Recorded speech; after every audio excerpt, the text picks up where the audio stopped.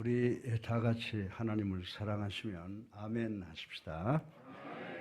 오늘은 어버이날을 기념하는 주일입니다. 어느 동네에 대 6살 되는 아들이 머리가 참 좋아 말을 잘하므로 동네 어른들한테 칭찬받는 아들을 갖고 있는 분이 계셨답니다. 어머니는 칭찬받는 아들이 너무나 기뻐서 좋아서 이런저런 이야기를 하다가 아들에게 물었습니다. 너희 다음에 커서 뭐가 되고 싶어? 라고 물었더니 아들은 서슴없이 대통령이라고 하더라는 것입니다. 천재인 아들이 나중에 대통령이 될지 모른다는 생각을 하니 어머니는 너무너무 기뻐서 대통령이 되면 엄마 아빠 뭐 시켜줄래? 라고 물었습니다. 아들은 곰곰이 생각하다가 눈을 반짝거리면서 짜장면이라고 하더라는 것입니다. 대통령감다운 반응이었습니다. 지난주는 부모들이 부모의 입장에서 자녀를 믿음으로 보아야 한다라고 하는 말씀을 제가 드렸습니다. 오늘은 어버이날을 기념하는 주일로 자녀 입장에서 부모님들에게 어떻게 효도해야 되는가를 말씀을 드리고 은혜 받기를 주님의 이름으로 축원합니다. 우리 다 같이 잠언 23장 12절로 13절 한번 읽어보겠습니다. 시작. 훈계에 착심하며 지식의 말씀에 귀를 기울이라. 아이를 훈계하지 아니하려고 하지 말라. 채찍으로 그를 때릴지라도 그가 죽지 아니하리라. 아멘.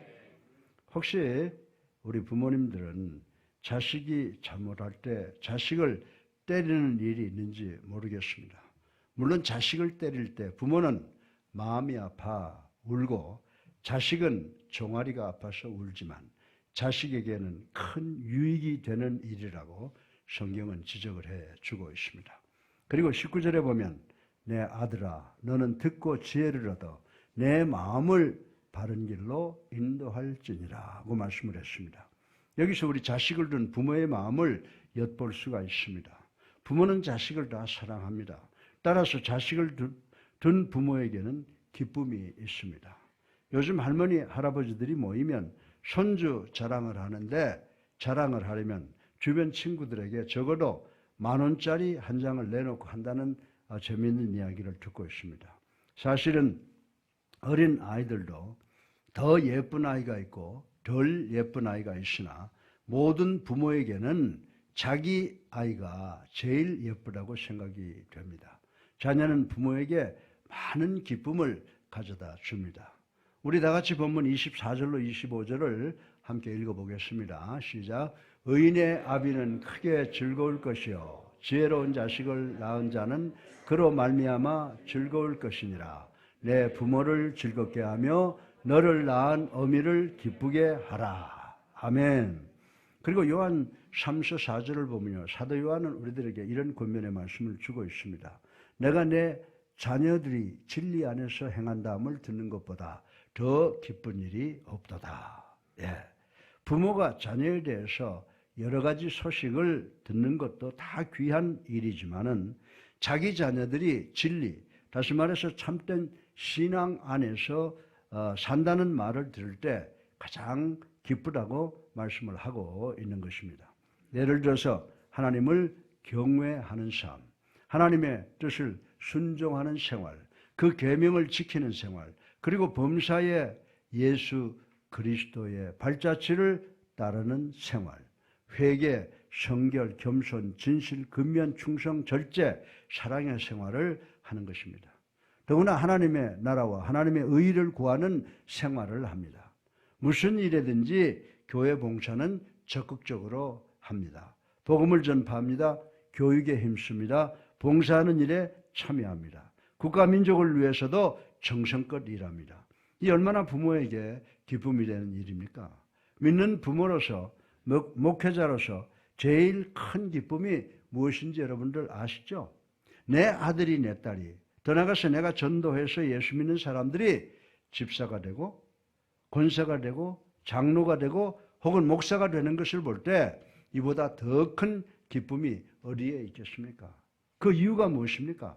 그 성취들은 다 기도의 응답이기 때문이라고 하는 것입니다. 사무엘이 사사가 될 때 그 어머니 한나가 얼마나 기뻐했습니까? 사무엘을 위해서 얼마나 간절히 기도했습니까? 그리고 이것은 교육의 열매이기 때문입니다. 가정교육이나 교회 학교의 교육의 목적이 무엇입니까? 그 목적은 진리 안에서 행하는 사람들을 만드는 것입니다. 그래서 성경을 가르치고 기도를 가르치고 그리고 설교를 하는 것입니다. 뿐만 아니라 이것은 수고의 보람이기 때문입니다. 하나님 앞에 사람 앞에 높임을 받는 자녀가 되기 위해 부모가 수고한 보람이 나타나기 때문이라고 말씀을 드릴 수가 있습니다. 또 이것은 신앙의 계승이기 때문입니다. 내가 살았을 때는 내가 십자가의 깃발을 들고 예수님을 따라갑니다. 그러나 우리가 나이가 들어 이 십자가의 깃발을 놓을 때가 옵니다. 그런데 내가 이 깃발을 놓을지라도 내 아들, 내 딸이 내가 들고 가던 그 깃발을 계승해서 나 대신 들고 예수님을 따라가는 것을 생각할 때 얼마나 큰 기쁨이겠습니까? 가령 어느 장로님 댁에서 자녀 중에 대를 이어서 장로님이 되시는 것을 보게 되면 이보다 더 큰 기쁜 일이 없다고 하는 것입니다. 우리 교회도 아버지의 대를 이어 장로가 된 분들이 계시는데 교회와 하나님께 먼저 감사드리고 순종과 사랑과 충성으로 받은 직무를 다해야 될 것이다 라고 말씀을 드릴 수가 있습니다. 어디 그뿐입니까? 이 기쁨이야말로 하늘나라의 영원한 기쁨을 의미하는 것입니다. 하늘나라에 가서도 온 가족이 모일 것이 분명하기 때문인 것입니다. 나만 의의 면류관을 받는 것이 아니고 내 아들, 내 딸과 손주들 모두가 같이 의의 면류관을 받을 것을 생각할 때 영원한 기쁨이 있다는 것입니다. 우리 다 같이 요한 3서 4절을 함께 읽어보겠습니다. 시작. 내가 내 자녀들이 진리 안에서 행한다함을 듣는 것보다 더 기쁜 일이 없도다. 아멘. 그런데 이 구절을 한번 바꾸어서 여러분 읽어보면 어떨까요? 내가 내 자녀들이 진리 안에서 행하지 아니한다함을 듣는 것보다 더 슬픈 일이 없도다 라고 하는 말씀으로 바뀌어진다라고 하는 것입니다. 사랑하는 성도 여러분, 믿는 부모에게 있어서 가장 큰 슬픔이 무엇입니까? 여러분들 다윗의 일생을 기억하시죠? 다윗의 일생에서 가장 큰 슬픈 장면이 언제입니까? 자기 아들 압살롬이 자기를 반역하고 역적 행동을 하다가 결국 죽었습니다. 이때 다윗이 사무엘하 18장 33절 하반절에 뭐라고 통곡합니까? 내 아들아 압살롬아 차라리 내가 내 대신 죽었으면 좋았을 뻔하였구나 라고 대성통곡한 말씀을 우리는 읽어볼 수가 있는 것입니다. 자녀가 진리에 행하지 아니할 때 믿는 부모에게 있어서는 가장 큰 아픔이요 슬픔이라고 하는 것입니다. 아무리 세상에서 공부 많이 했고 크게 출세했고 돈을 잘 번다 할지라도 진리에 행하지 않는 아들, 딸들은 결국 부모에게 가장 큰 치욕과 슬픔이 된다는 것을 성경이 우리들에게 가르쳐주고 있다고 하는 것입니다. 진리에 따라 믿음으로 살지 아니하는 것을 말하자면 신앙의 대가 끊어지는 것을 의미합니다. 내가 십자가의 깃발을 높이 들고 열심히 달리는데 내가 이 깃발을 물려줄 수밖에 없을 때가 오고 있는데 이 깃발을 나 대신 들고 갈 사람이 없다면 이 얼마나 큰 비극이요 슬픔이냐라고 하는 것입니다. 사랑하는 성도 여러분, 그뿐만이 아닙니다. 내 자녀가 끝까지 회개하지 않는다면 그 부모에겐 영원한 슬픔을 가져다 주는 게 된다라고 하는 것입니다. 하늘나라에 가서도 온 가족이 모이지 못할 것이기 때문입니다. 만약 이렇게 되면 자기는 구원을 얻었다고 자만하지만 얼마나 외롭겠습니까? 이 시간에 보니까 우리 가운데 자녀되는 분들이 많이 계십니다. 우리 스스로 한번 마음에 손을 얹고 생각해보는, 성찰해보는 기회가 되시기 바랍니다. 과연 나는 어떤 자녀인가?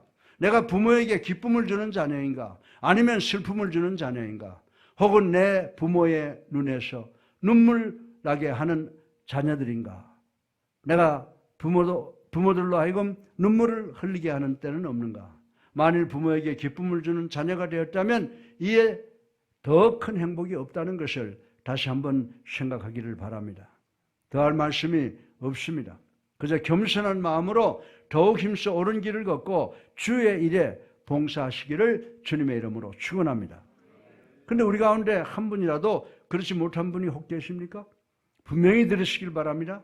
이것은 곧 큰 불효라고 하는 것입니다. 그러므로 회개하고 믿음으로 살아야 합니다. 그리고 부모님들 기억하시고 효도하시기 바랍니다. 본문 22절에서 25절의 교훈은 부모에 대하여 순종과 지혜로운 삶으로 부모를 기쁘게 할 것을 권면하고 있습니다. 우리들은 세상 사람들이 기독교는 조상에게 제사를 지내지 않는다고 하여 기독교에 대해 부모를 공경하지 않는 종교라고 비난하는 것을 자주 듣습니다. 그러나 이러한 주장을 하는 사람들의 오류는 대부분 기독교에 대해 비상적 지식을 가졌다고 할 수 있으며, 이들의 말대로 만약 그리스도인들이 진정으로 부모를 공경하지 않는다면 그것은 잘못된 신앙이라고 저는 말씀을 드리고 싶은 것입니다. 왜냐하면 성경은 분명 우리에게 부모 공경의 원리에 대해서 강하게 힘주어 말씀을 하시고 있기 때문입니다. 그래서 본문을 통해서 성경에서 말하는 바른 부모 공경이 어떤 것인가에 관해서 살펴보고 실천함으로 오늘 은혜 받기를 주님의 이름으로 축원합니다. 오늘 설교 본론의 첫째로 보게 되면 영어로 이렇게 말을 하고 있습니다. Listen to your father who gave you life. 무슨 말씀입니까? 부모에게 청정하라고 하는 말씀입니다. 이 부모에게 청정하라는 말씀을 한번 간단하게 생각을 해보십시다. 우리 다 같이 잠언 23장 22절을 한번 읽어보겠습니다. 너를 낳은 아비에게 청정하고 내 늙은 어미를 경히 여기지 말지니라. 아멘. 부모와 자식 간의 관계는 어떤 관계보다 뗄래야 뗄 수 없는 가장 기초적인 인간관계라고 성경은 우리들에게 가르쳐주고 있습니다. 그런데 우리 주변에는 종종 믿는 가정에서 부모가 지나치게 강압적으로 자녀들의 신앙 문제에 개입한다든가 혹은 지나친 무관심으로 자녀를 방치한다든가 하여 부모와 자녀 간에 갈등이 생기는 경우를 왕왕 보게 됩니다. 혹은 반대로 믿지 아니하는 부모님과 신앙의 자녀가 서로의 신앙에 관한 의견 충돌로 인해 관계가 소원해지는 경우도 많이 보고 있습니다. 전자의 경우는 깊고 지속적인 기도와 사랑의 인내로 자녀를 권고할 수 있지만 후자의 경우는 함부로 윗사람에게 권고나 교훈을 할 수 없는 전통적인 유교관습상 참으로 어려운 일이 아닐 수 없습니다. 많은 사람들은 이런 경우 부모 자식 간에 깊은 상처를 남기고 아파하곤 합니다. 그런데 본문에서는 부모 공경에 대해 너무도 명백하게 제시하고 있습니다. 오늘 22절 읽었지 않습니까? 너 낳은 아비에게 청정하라 라고 말함으로써 부모께 순종해야 할 의미를 강조하고 있는 것을 우리는 볼 수가 있습니다. 사랑하는 여러분, 왜 우리가 부모에게 순종해야 됩니까? 그것은 단순히 나를 낳아주신 부모이기에라는 혈연과 인륜의 도덕적 의미에서뿐만 아니라 부모를 통해서 하나님의 사랑과 하나님의 권위를 보여주기 때문인 줄로 믿으시기를 주님의 이름으로 축원합니다. 다시 말해서 하나님은 우리 육신의 부모를 통해 하나님의 사랑의 어떠함과 하나님과 우리와의 절대적 뗄 수 없는 기본적 관계를 가르쳐 주시고 있다는 사실을 우리는 깨달아야 된다라고 하는 것입니다. 그러기에 부모 공경에 대한 계명은 이스라엘 백성들에게 주어진 의무 중에서 가장 중요한 것이었다고 하는 것을 우리는 구약 성경을 통해서 발견할 수가 있습니다. 어느 여인이 뭔가를 열심히 먹고 있는 조카를 보았습니다. 조카가 자기 집에 오랜만에 와서 보니까 자기 냉장고를 열고 자기가 넣어둔 초콜릿을 야금야금 씹고 있었습니다. 오랜만에 놀러온 조카의 모습에 정말 사랑스러움을 느끼며 고모는 조카에게 야 고모에게 한 입만 줄래? 라고 했더니 안 돼! 라고 하는 것입니다. 야 한 입만 이라고 합니다. 조카는 없어! 라고 합니다. 고모는 처음에는 장난이었는데 나중에는 은근히 오기가 났습니다. 그거 내 것인데? 야 한 입만 주면 고모가 슈퍼에 가서 더 많이 사줄게 라고 고모는 치사하게 유도작전을 폈습니다. 이 고모는 머뭇거리는 조카의 모습을 보면서 문득 하나님과 자신의 관계를 생각해 보았습니다. 하나님께서는 우리에게 주실 모든 것을 갖고 계시지만 때로는 우리의 마음을 아시고 그것을 감추시고 우리에게 있는 최고의 달콤한 것을 달라고 요구하실 때가 있다고 하는 것입니다. 그때 과연 우리는 내 손에 있는 그것을 미련 없이 하나님께 드린 적이 몇 번이었던가라고 하는 것을 생각을 해 봐야 된다라고 하는 것입니다. 지금 우리 손에 있는 것이 최고인 양 아까워하고 주님께서 모든 것을 채워주시고 있음을 잊고 있는 것은 아닌가, 우리 자신을 한번 돌이켜볼 의미가 있다고 생각합니다. 만약 우리가 이 어린아이 조카와 같이 했다고 할 때 하나님께서는 얼마나 섭섭히 생각하셨을까요? 처음 하나님을 만나면 우리에게 다가오는 단어가 하나 있습니다. 그거는 순종, obedience입니다. 우리는 그 순종이라고 하는 단어에 대해 어떻게 생각하는가? 혹시 우리의 생각이 하나님께 당연히 드려야 할 순종을 가로막지는 않는가를 생각해 보아야 한다라고 하는 것입니다. 마태복음 15장 3절에서 6절을 보면 바리새인들 중 어떤 이들은 하나님께 드리기만 하면 부모에게 드린 것과 다름없다고 생각하여 부모님을 실제로 공경하는데 소홀히 했던 바리새인들이 많이 있다고 하는 것을 우린 잘 알고 있습니다. 이것은 요한 사도의 말씀처럼 눈에 보이는 형제를 사랑하지 않고 어떻게 눈에 보이지 않는 하나님을 사랑할 수 있느냐라고 하는 말씀과 같은 말씀이라고 하는 것입니다. 사랑하는 성도 여러분, 또 부모 순종의 모범적인 모습은 예수님께서 친히 보이신 바 있습니다. 예수님은 성부 하나님의 뜻을 준행하기 위해서 이 땅 갈보리 언덕에 오셔서 십자가 위에서 죽기까지 우리를 사랑해 주시고 하나님의 말씀에, 성부 하나님의 말씀에 순종한 것을 우리 성경을 통해서 볼 수가 있는 것입니다. 그리하여 예수님께서는 성부 하나님과 온전히 하나를 이루셔서 우리에게 그 모습을 보여주셨습니다. 그러므로 하나님의 뜻 안에서 부모님께 절대로 순종과 지혜로운 삶으로 기쁘게 해드리는 것이 명백히 성경적임을 반드시 기억하시는 우리 모두가 되시기를 주님의 이름으로 축원합니다. 둘째로 내 부모를 즐겁게 하라 그랬어요. May your father and mother be glad. 무슨 말씀입니까? 대단히 중요한 교훈이라고 저는 생각합니다. 우리 다 같이 잠언 23장 25절을 함께 읽어보겠습니다. 시작. 내 부모를 즐겁게 하며 너를 낳은 어미를 기쁘게 하라. 아멘. 본문의 저자는 이 말씀을 거듭 권고함으로써 부모를 즐겁게 해야 함도 자녀의 의무, responsibility라고 하는 것을 가르쳐 주고 있다고 하는 것입니다. 사랑하는 성도 여러분, 효도를 잘하는 길은 자녀들이 부모를 즐겁게 하며 기쁨을 드리는 것이라고 성경은 우리들에게 가르쳐 주고 있습니다. 그러나 물질로 부족함이 없이 봉양하고 좋은 집에 모시고 살아도 근심 덩어리를 안겨주면 효도가 아니라고 하는 것입니다. 부모님을 기쁘게 해드리려면 부모님의 속마음을 읽을 수 있어야 된다고 하는 것입니다. 연로하신 부모님은 속으로는 원하면서도 겉으로는 아닌 체 하실 때가 많이 있습니다. 생신상 차려드릴까요? 하면 야, 돈 없는데 뭘 하냐? 야, 나 싫다 하지 말라고 합니다. 그러나 생신상을 차려드리면 얼마나 기뻐하시고 좋아하십니까? 옷 한 벌 사드릴까요? 하면 돈 없는데 뭘 사지 말라고 합니다. 그러나 사드리면 얼마나 기쁘게 입으십니까? 그리고 부모에게 영원한 기쁨을 드려야 됩니다. 예수 믿지 않는 부모를 믿게 하는 것입니다.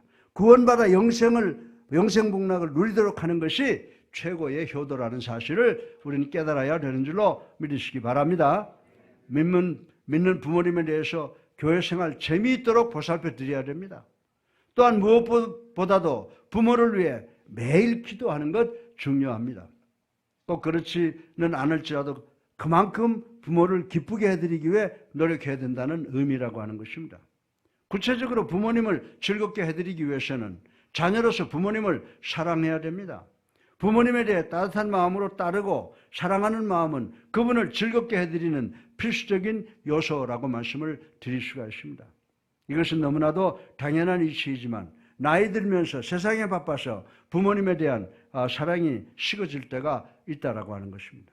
왜냐하면 우리가 의식하지 못하는 중에 마음이 점점 멀어지기 때문이라고 하는 것입니다. 또 항상 감사하는 마음을 잊지 말아야 할 것입니다.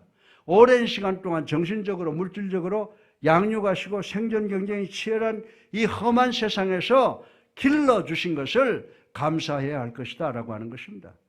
다시 말해서 사랑의 빚진 자로서 감사해야 하는 것입니다. 더 구체적으로는 나이 드신 부모님들에게 대답 잘하는 것, 그것도 중요해요. 어머니, 아버지가 이야기하는데 못 들은 척하고 딴 생각하고 있는 거, 그거 불효 중에 가장 큰 불효라고 저는 말씀을 드리고 싶은 것입니다. 여러분들, 궁금증에 대해서 항상 분명하게 대답해 드려야 된다라고 하는 것입니다. 그분들이 살아오신 이야기, 살아가는 이야기를 잘 들어드리는 것도 부모님을 즐겁게 해드리는 방법 중에 중요한 것이라는 사실을 우리는 깨달아야 된다라고 하는 것입니다.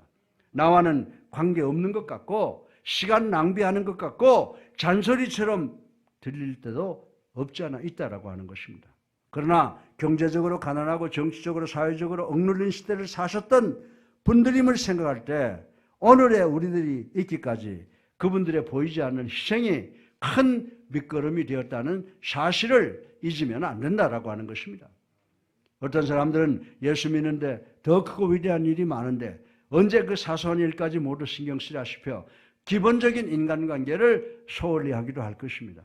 그러나 예수님을 믿어도 구체적으로 믿어야 하며 예수님을 믿어도 사람 구실을 하며 믿어야 한다는 것을 반드시 기억하는 우리 예수님께 성도님들 되시기를 주님의 이름으로 축원합니다.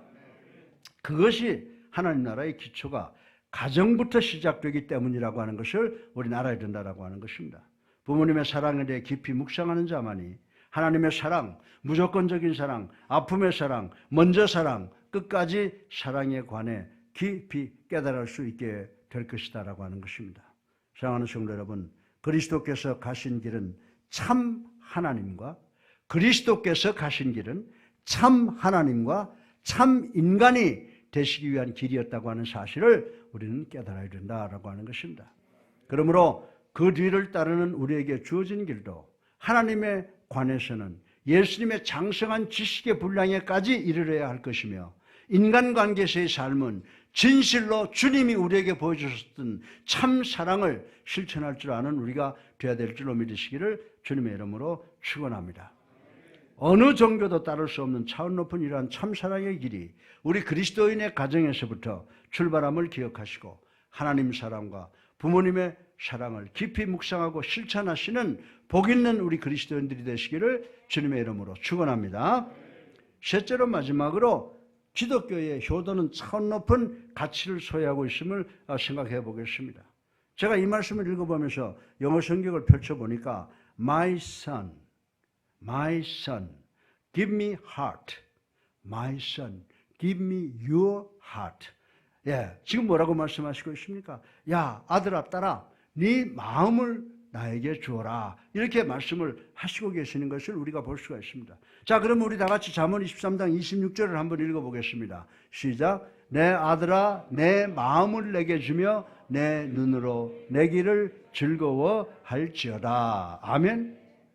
기독교가 가르치는 효도는 어느 종교 차원보다 차원이 높은 것이라고 하는 사실을 우리는 깨달아야 되는 줄로 믿으시기 바랍니다. 그래서 본문 25절에 보면은 내 부모를 즐겁게 하며 너를 낳은 어미를 기쁘게 하라 이렇게 말씀하고 있습니다. 한마디로 너 낳고 키우기 위해서 평생을 바친 부모님께 기쁨을 드리도록 힘써 효도를 실천하라고 성경은 우리들에게 가르쳐주고 있습니다. 그런데 성경을 보면요, 사실 이는 단순한 고면이 아니라 엄숙한 하나님의 나라에 속하는 것임을 알 수 있게 됩니다. 이러한 사실은 구약의 율법의 핵심이라고 할 수 있는 10계명 가운데 바로 인간에 대한 첫 번째 계명이 부모를 공경하라는 계명이라는 점에서도 잘 드러나고 있다고 말씀을 드릴 수가 있습니다.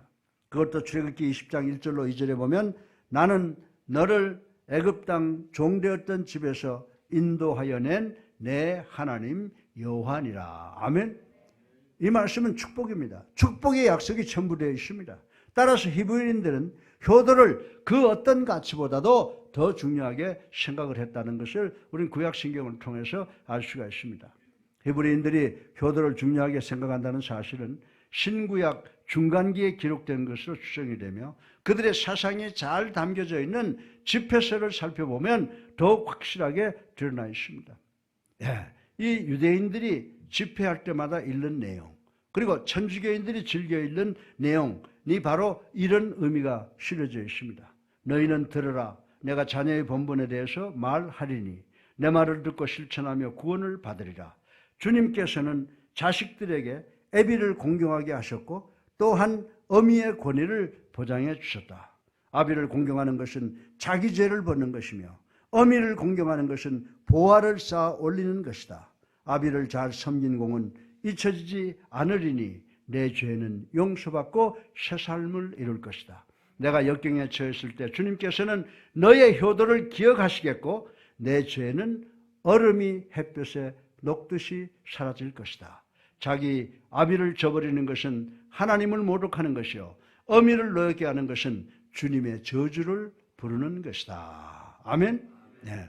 이를 통해서 우리가 깨달을 수 있듯이 히브리인들은 부모님에게 효도를 다하는 것을 The will of God, 하나님의 뜻이라고 지금 말씀하고 있는 것을 우리는 기억해야 된다라고 하는 것입니다. 기독교도 이러한 효도에 대한 사상을 그대로 이어받고 있습니다. 그런데 이런 사실이 오늘 그토록 중요한 이유가 있다고 하는 것입니다. 먼저 기독교에 대한 편견과 오해를 가진 세상 사람들은 말할 것 없고 어느 정도 성경에 대한 지식을 가지고 있다고 자부하는 성도들 가운데도 이처럼 성경이 효를 중시하고 있다는 사실을 아는 분들이 그리 많지 않기 때문이라고 말씀을 드릴 수가 있습니다. 다시 말해서 효에 대한 독립된 경전을 가진 유교나 불교와는 달리 기독교에서는 이와 같은 경전이 없으므로 성경은 그다지 효를 중시하고 있지 않다고 생각하는 성도들이 적지 않다는 것입니다. 더구나 기독교를 전해준 서구 문화 역시 효에 대한 사상의 동향과 다르므로 이런 오해는 더욱 심하다고 말씀을 드릴 수가 있습니다.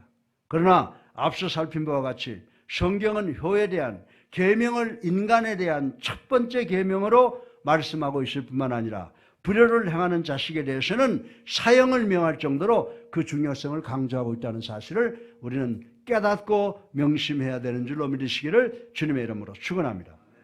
따라서 이런 점에서 보면 기독교야말로 그 어느 종교보다도 차원 높은 효를 가르치고 실천하는 종교라고 말씀을 드릴 수가 있습니다. 그리고 갈수록 이 세상에서 효 세상이 사라지고 있기 때문입니다. 즉 서구는 말할 것도 없고 전통적으로 효를 최고의 미덕이라고 생각하던 동양이나 우리나라에서조차 부모를 공경하는 정신이 희박해져 가고 있는 실정이라고 하는 것입니다. 반면에 이와 반대로 세속적인 사랑만을 강조하는 풍조가 젊은 세대 가운데 더욱 거세게 퍼져가고 있습니다. 그리고 여기에 이러한 풍조를 이용하여 이익을 챙기려는 천박한 상업주의가 한몫하고 있음을 말할 것도 없습니다. 그리하여 젊은이들은 자신들이 좋아하는 사람에게 발렌타인 데이니, 화이트 데이니 혹은 커플링이나 백송이 장미 등을 갖다 바칩니다. 더 나아가 무슨 회개한 이벤트까지 동원하여 사랑하는 사람들을 즐겁게 하기 위해서는 온갖 정성을 다 쏟는다고 하는 것입니다. 그러나 정작 부모님을 기쁘게 해드리는 데에는 그다지 관심을 쏟지 않고 있습니다.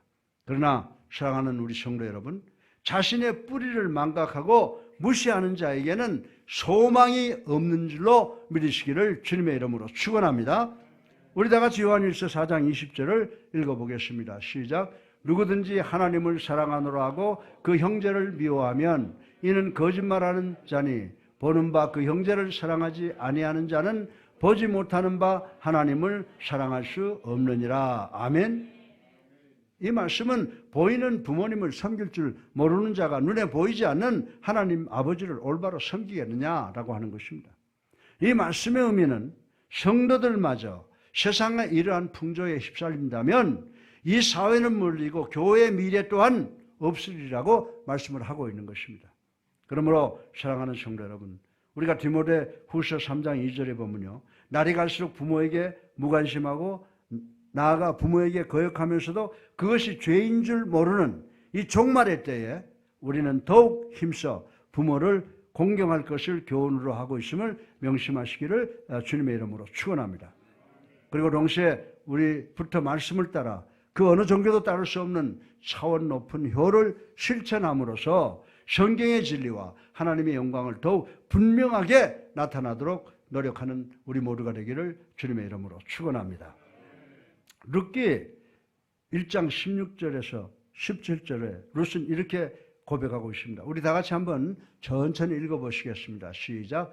룻이 이르되 내게 어머니를 떠나며 어머니를 따르지 말고 돌아가라 강권하지 마옵소서. 어머니께서 가시는 곳에 나도 가고 어머니께서 머무시는 곳에서 나도 머물겠나이다.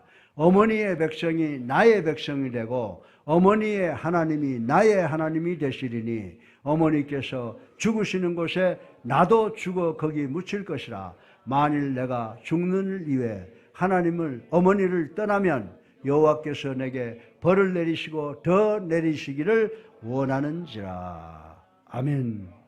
아멘. 룻이 참으로 우리의 모범이 될 만하죠? 예.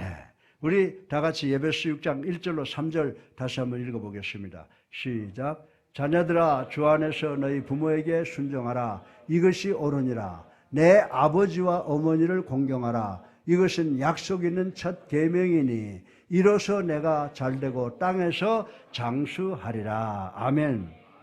사랑하는 성도 여러분, 이 말씀 꼭 기억하셔서 모든 싸움에서 승리와 성공을 거두신 주님을 사랑하고 주님과 동행함으로 우리 기독교의 높은 차원의 효도를 실천하여 하나님의 칭찬과 복받는 여러분 되시기를 주님의 이름으로 축원합니다.